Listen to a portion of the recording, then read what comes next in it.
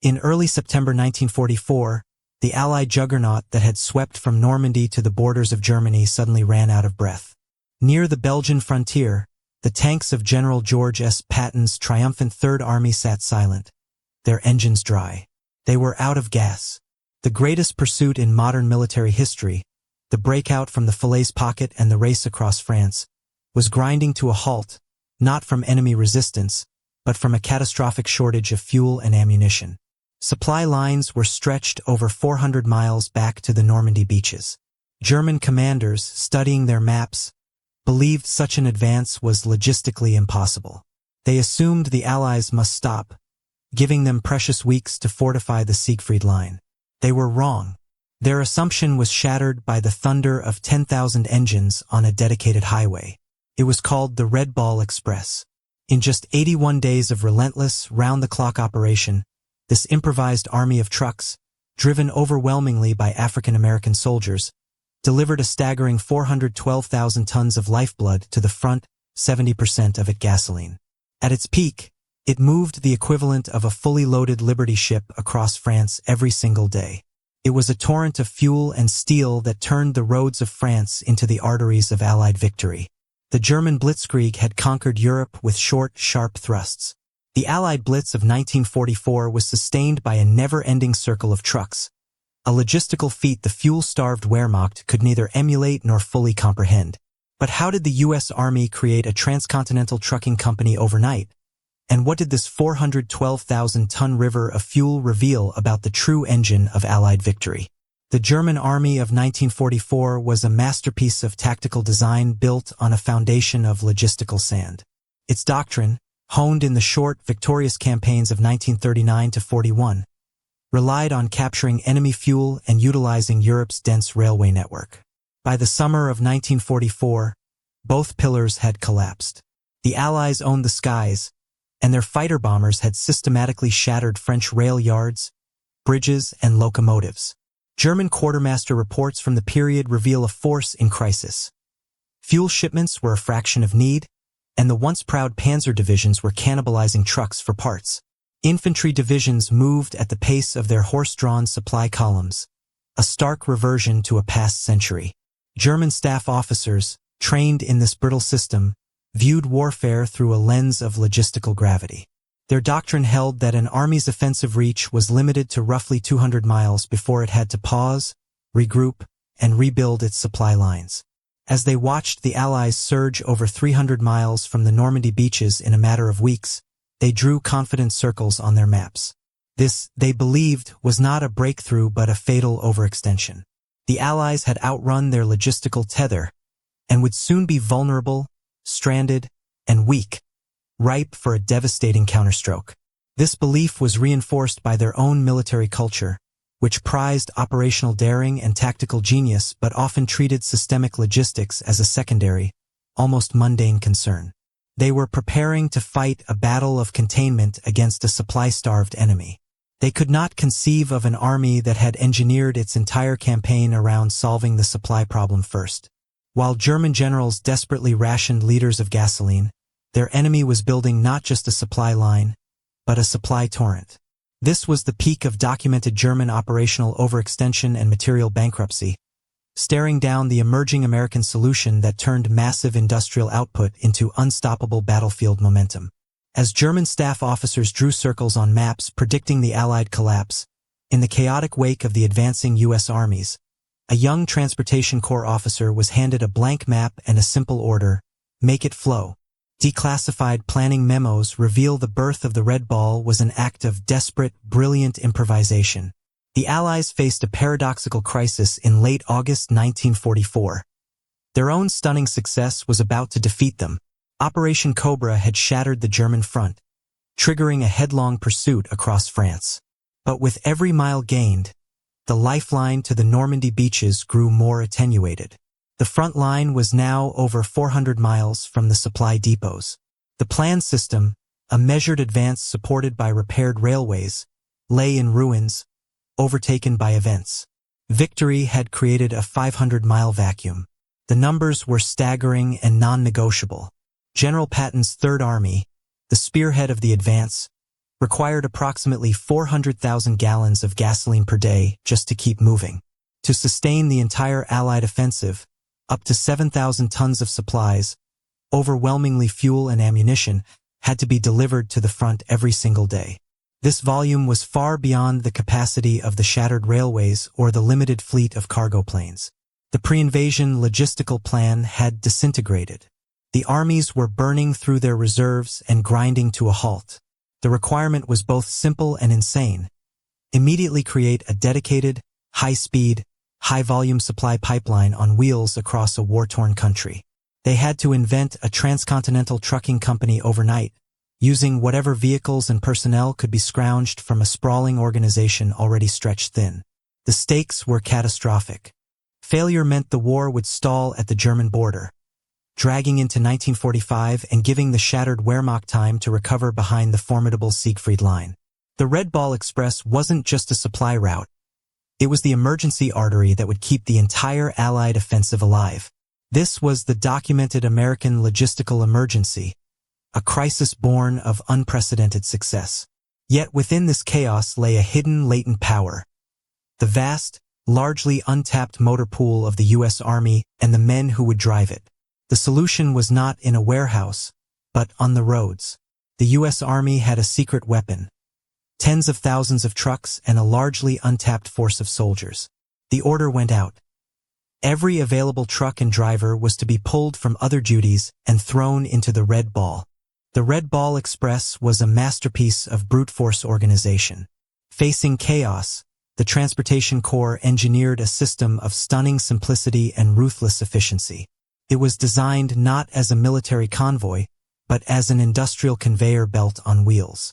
The system was laid out in precise orders. 2 parallel, one-way highways were commandeered across northern France, marked with red balls. The northern route carried loaded trucks east to the front. The southern route brought empties back west to the Normandy depots. All civilian traffic was banned.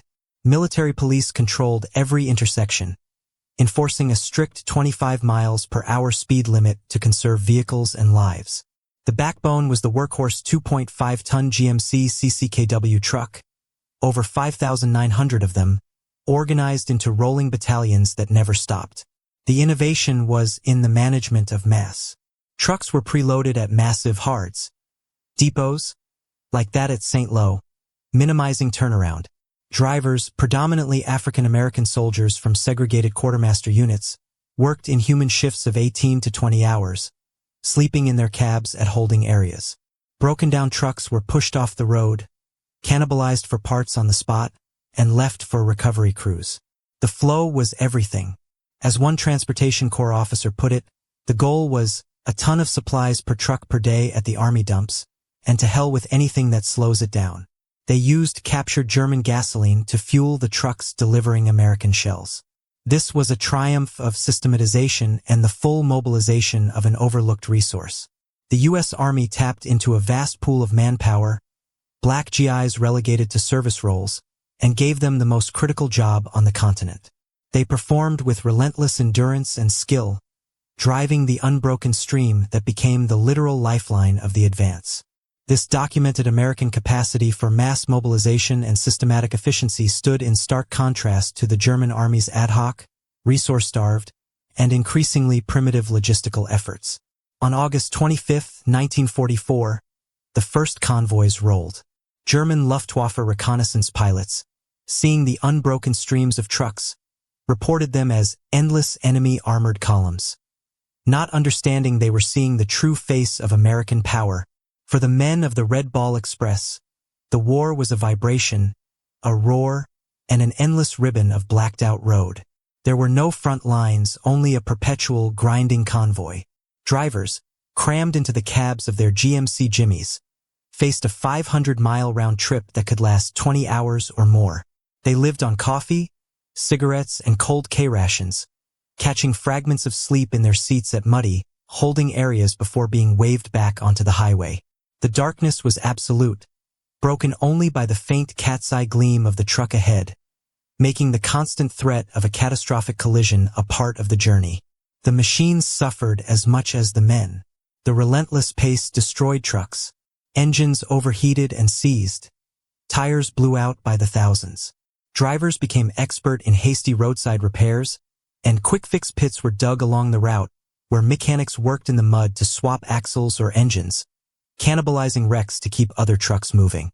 The system consumed vehicles at a staggering rate, with nearly a third of the fleet constantly under repair.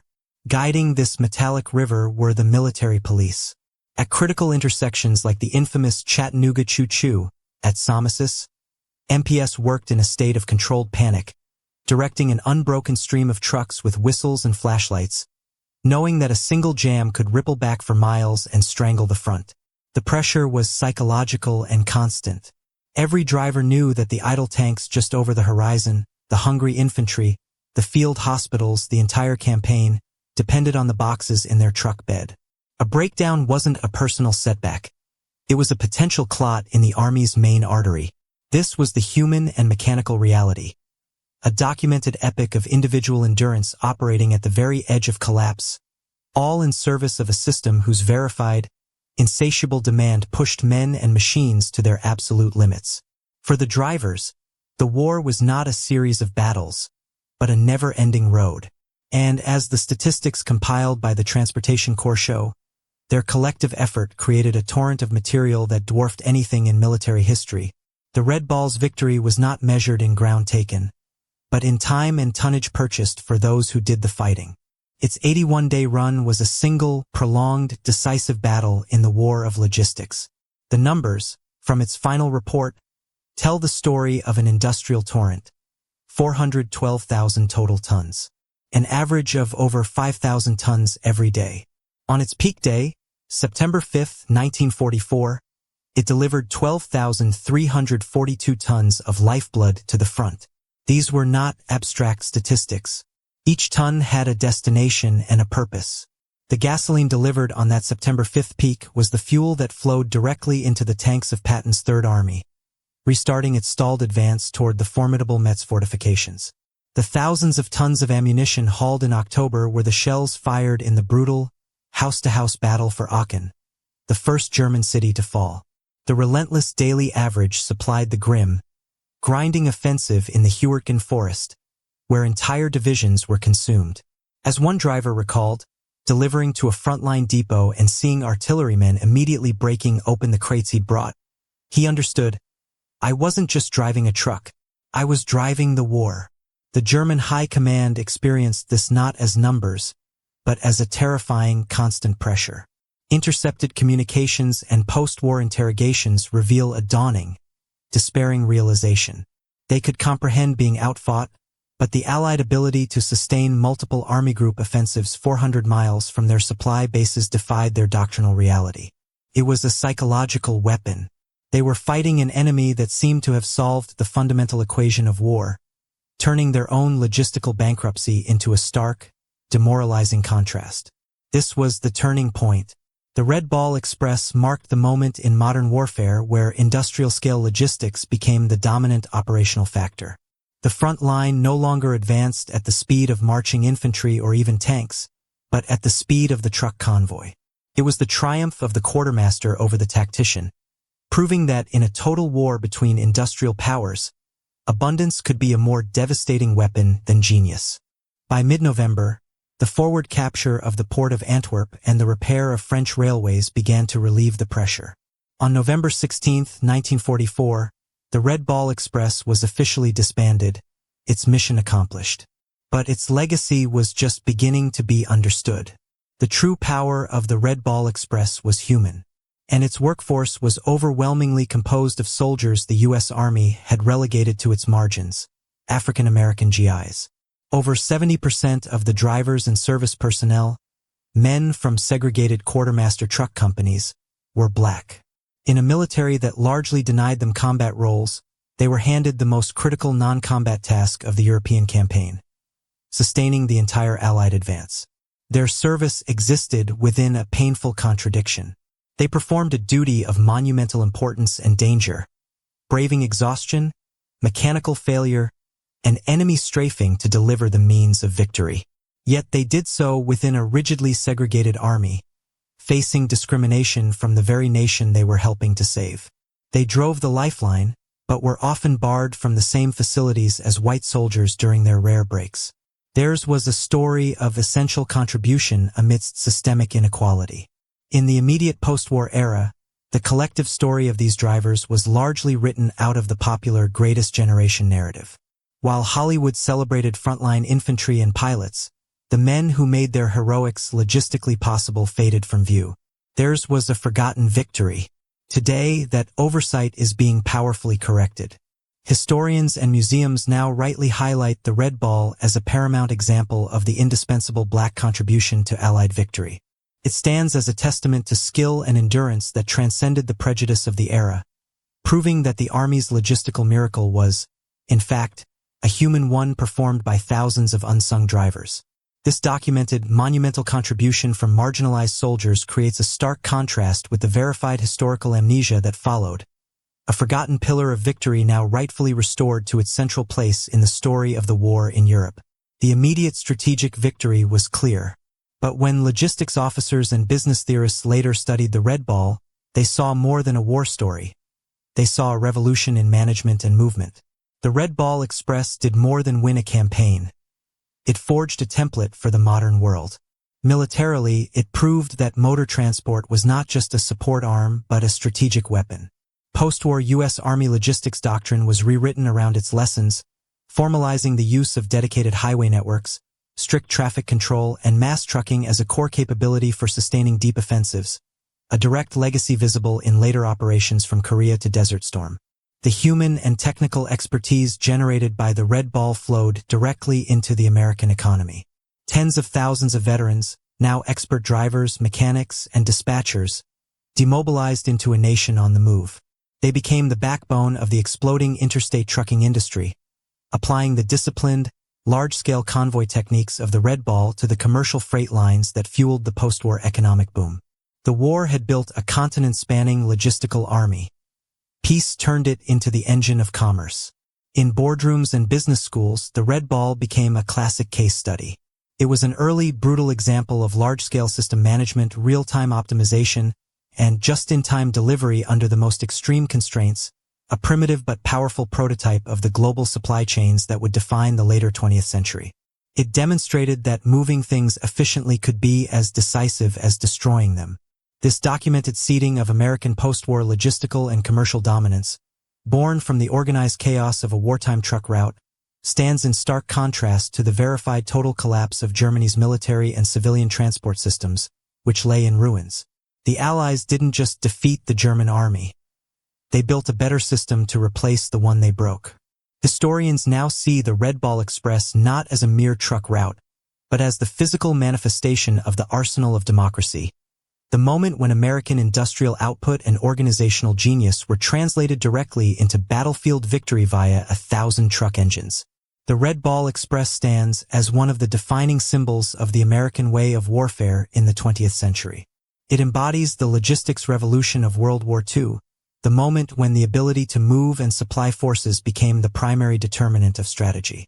The Red Ball demonstrated that in a total industrial war, the movement of fuel could be more decisive than the movement of armies. It was the tangible link between the arsenal of democracy and the front line, proving victory was forged as much in depots and on highways as on battlefields. It corrects a foundational myth of the war in Europe. Victory was not achieved by technology or tactical genius alone, but through the unglamorous, systematic, and massive effort of supply. The crusade in Europe was, in reality, a crusade of organization and endurance. The Red Ball is the ultimate proof of that. As historian David Colley concluded, it proved the quartermaster could be as decisive as the general. Furthermore, the Red Ball is a cornerstone in the ongoing and essential reevaluation of the African-American experience in World War II. For decades, the story of these drivers was a footnote. Today, it is rightly recognized as a paramount example of skill, courage, and indispensable contribution made by Black GIs in the face of a segregated military. It showcases that the war's logistical miracle was, in fact, a human miracle performed by thousands of men whose country was slow to grant them full equality. Their story adds a critical layer of depth and truth to the narrative of the greatest generation.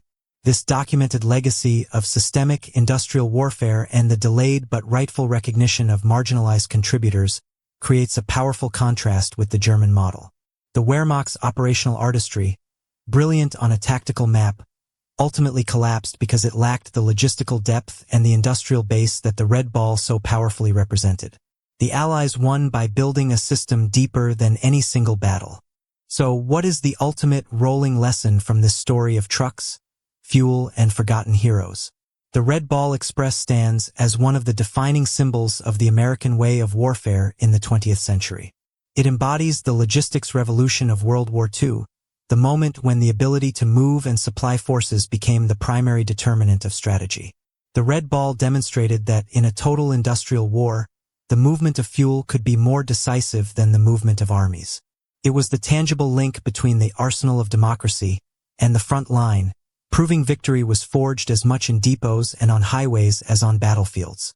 Corrects a foundational myth of the war in Europe. Victory was not achieved by technology or tactical genius alone, but through the unglamorous, systematic, and massive effort of supply. The crusade in Europe was, in reality, a crusade of organization and endurance. The Red Ball is the ultimate proof of that. As historian David Colley concluded, it proved the quartermaster could be as decisive as the general. Furthermore, the Red Ball is a cornerstone in the ongoing and essential reevaluation of the African-American experience in World War II. For decades, the story of these drivers was a footnote. Today, it is rightly recognized as a paramount example of skill, courage, and indispensable contribution made by black GIs in the face of a segregated military. It showcases that the war's logistical miracle was, in fact, a human miracle performed by thousands of men whose country was slow to grant them full equality. Their story adds a critical layer of depth and truth to the narrative of the greatest generation. This documented legacy of systemic industrial warfare and the delayed but rightful recognition of marginalized contributors creates a powerful contrast with the German model. The Wehrmacht's operational artistry, brilliant on a tactical map, ultimately collapsed because it lacked the logistical depth and the industrial base that the Red Ball so powerfully represented. The Allies won by building a system deeper than any single battle. So what is the ultimate rolling lesson from this story of trucks, fuel, and forgotten heroes? The ultimate lesson of the Red Ball Express is written in gasoline and statistics. Wars are won by armies that move, and modern armies move on fuel. The Red Ball proved that in industrial warfare, logistics is not a support function. It is the central strategy. The ability to project and sustain overwhelming supply, to create a river of plenty where the enemy sees only desert, is the ultimate weapon. The Germans dismissed the task as impossible because their own system was shattered. The Americans succeeded not because of superior trucks, but because of a superior system. A simple, brutal, and brilliantly organized conveyor belt, powered by the relentless will of the men who drove it. This story is a permanent monument to the essential worker of warfare, the driver, the mechanic, the dispatcher. For every soldier at the sharp end, there were 10 more in the vast logistical tale, and the Red Ball was its pounding heart. The official history renders its final verdict. The Red Ball Express was a decisive factor in maintaining the momentum of the Allied advance during the critical period of August-November 1944. Its delivery of over 412,000 tons of supplies, primarily POL, represented an unparalleled achievement in military motor transport. This story is mapped in convoy logs and driver testimonials. If you want to discover more incredible true stories of the unsung logistics that won World War II, subscribe. We follow the supply lines to victory. Next time, we'll dive into another logistical miracle. The pipeline under the ocean, Pluto. How the Allies secretly laid fuel pipelines across the English Channel to feed the Red Ball's depots is a story of engineering genius beneath the waves. History rolls on one truth. An army marches on its stomach, but a modern army blitzes on its gasoline. And in 1944, that gasoline flowed on a highway marked by a Red Ball.